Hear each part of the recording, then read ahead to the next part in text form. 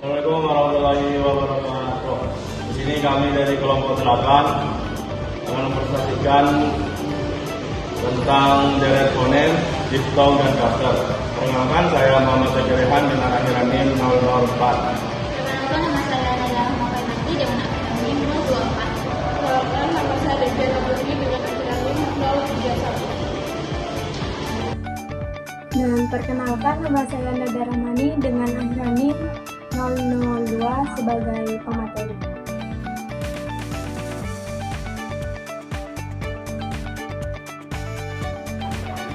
Pengertian deret fonem. Deret fonem adalah urutan dua fonem atau lebih yang letaknya berdampingan dalam satu kata, tetapi masing-masing fonem berada di suku kata yang berbeda. Jenis-jenis deret fonem. Deret fonem adalah bahasa Indonesia dibagi menjadi dua kelompok besar, yaitu deret vokal dan deret konsonan. Yang pertama, deret vokal. Deret vokal terjadi ketika dua huruf vokal berdampingan, tetapi saat diucapkan keduanya terpisah ke dalam dua suku kata yang berbeda, yaitu ai, contoh main, atau kail, berbeda dengan diftong atau ai pada kata sudai. Au, contoh mau, bau, berbeda dengan diftong au pada kata palau. Ao, contoh fauna, paus. Ia, contoh biasa, giat. Ua, contoh tua, dia. Iu, contoh niur, tiup. Eo, contoh beo, reostik. Saya akan menjelaskan tentang deret konsonan. Deret konsonan adalah deretan dua konsonan atau lebih yang berdampingan dalam sebuah kata, tetapi berada pada satu suku kata yang berbeda. Bertolak dari penyediaan data, klasifikasi, dan analisis data, akhirnya dapat ditemukan fonem deret konsonan, yaitu yang pertama, fonem deret konsonan yang berawalan fonem T, berderet dengan fonem T, R, dan S. Contohnya P dan T, sabta, cipta, dan kapten. Contoh yang kedua, P dan R, April dan Pamri. Contoh yang ketiga, P dan S, opsir, kapsul, dan adopsi. Khusus contoh fonem deret konsonan adalah April. Secara ucapan memang berbunyi April dan Pamri, tetapi secara P menggunakan suku katanya adalah April dan Pamri. Yang kedua, deret konsonan yang berawalan fonem D, berderet dengan fonem B, G, S, dan T. Contohnya, yang pertama B dan D, abdi dan sabda. Contoh yang kedua, BJ, abjad. Contoh yang ketiga, B dan S, absen, abstrak, dan absolut. Contoh yang keempat, B dan T, sabtu. Yang ketiga, fonem deret konsonan yang berawalan fonem T berderet dengan fonem M, N, dan S, dan W. Contohnya T dan M, Padma dan Atma. Yang kedua, T dan N, Ratna. Yang ketiga, T dan S, Atsiri. Yang keempat, T dan W, Fatwa dan Satwa. Yang keempat, deret fonem konsonan yang berawalan fonem D berderet dengan fonem M, F, dan J. Contohnya yang pertama, D dan M, administrasi. Contoh yang kedua, D dan F, advertensi, adverbial, dan adven. Yang ketiga, D dan J, adjektif. Yang kelima, fonem deret konsonan yang awal fonem K berderet dengan fonem B, T, D, N, S, Y, dan W. Contohnya yang pertama K dan B, akbar, takbir, sakban. Yang kedua K dan T, bakti, sakti, fakta. Yang ketiga K dan D, takdir, badat. Yang keempat K dan M, makmur, sukma, bakmi. Yang kelima K dan N, makna, laknat, dan oknum.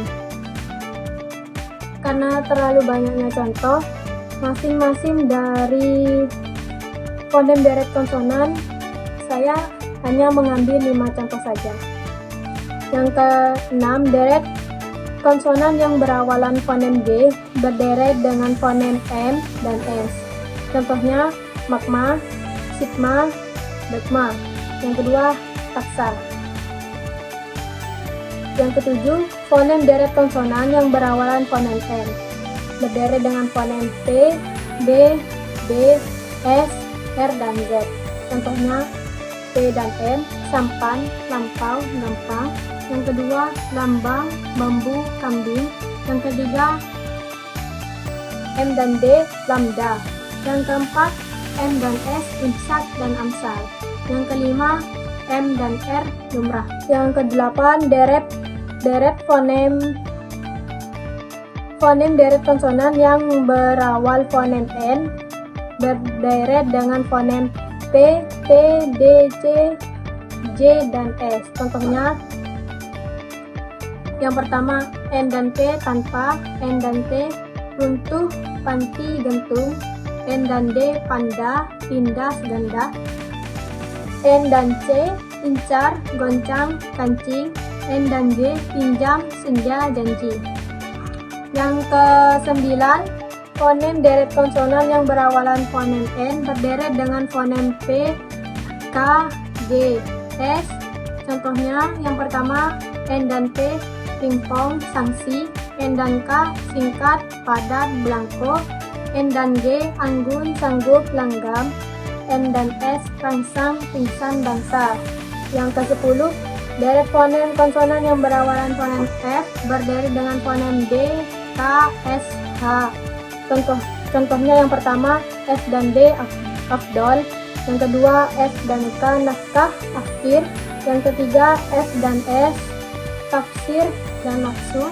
Yang keempat F dan H, mahfuz. Yang ke-11, fonem deret konsonan yang berawalan fonem S berderet dengan fonem T, B, T, D, K, G, C, J, M, N, H. Contohnya S dan T, aspal, aspek. S dan B, tasbih, asbes, asbab. S dan T, sastra, mistik, master. S dan D, masdar. S dan K, riskan, basket, dan laskar. Yang ke-12, fonem deret konsonan yang berawalan fonem H berderet dengan fonem T, D, K, G, L, Y, dan W. Contohnya H dan T, sejahtera, tahta, bahtera. H dan D, syahdan, syahdu. H dan K, bahkan, nahkoda. H dan S, dahsyat. A dan L, pahlawan. Yang ke-13, fonem deret konsonan yang berawalan fonem L berderet dengan fonem P, B, T, D, K, dan G. M, S, H, dan Y. Yang pertama L dan T, alfa, kalpa. L dan B, alba, jilbab. L dan T, salto, halte. L dan D, saldo. L dan K, balkon. Yang ke-14, fonem deret konsonan yang berawal fonem R berderet dengan fonem T, B, T, D, K, G, C, J, M, S, R, H, L, Y, dan W. R dan P, harpa. R dan B, terbit, serbu, terbang. R dan T, harta, kartu, kertas. R dan D, merdu, serdu, sarden. R dan K, sirkus, terka, dan markas. Sekian penjelasan dari saya. Kurang lebihnya mohon maaf. Ini saya akan menjelaskan tentang apa itu diftong. Diftong adalah deret dua vokal yang diucapkan dalam satu hembusan udara. Diftong dalam bahasa Indonesia itu ada 4 kombinasi. Yang pertama itu ada AI, yang kedua ada OI, yang ketiga ada EI, yang keempat ada AU. Nah, biar kalian tambah paham dan tambah jelas, saya akan menjelaskan tentang ciri-ciri diftong. Ciri-ciri diftong itu adalah yang pertama, terdiri atas dua vokal yang berurutan atau gabungan dua vokal dalam satu suku kata seperti tadi. Diftong dalam bahasa Indonesia itu ada AI, EI, dan lain-lain. Dan yang kedua adalah diucapkan dalam satu kata. Dan yang ketiga adalah diucapkan dalam satu hembusan udara. Yang keempat adalah kedua vokal tidak dipisahkan dalam suku kata yang berbeda. Nah, biar tambah paham, saya akan berikan contohnya. Seperti yang saya berikan itu ada 3 kata. Saya ambil satu aja, yaitu kata pantai. Kata pantai itu memiliki 2 suku kata. Yang pertama itu ada pa, yang kedua adalah kata tai. Nah, itu termasuk kata diftong karena apa? Karena di suku kata kedua itu yang tai itu sudah memiliki termasuk semua ciri-cirinya, yaitu 2 gabungan vokal terus terdapat dalam satu suku kata yaitu tai dan diucapkan dalam satu hembusan suara. Nah, biar sepertinya kalian ini sudah paham tentang apa itu diftong dan seperti apa kata-kata diftong. Nah, di sini saya akan mengetes kalian dengan 2 pertanyaan.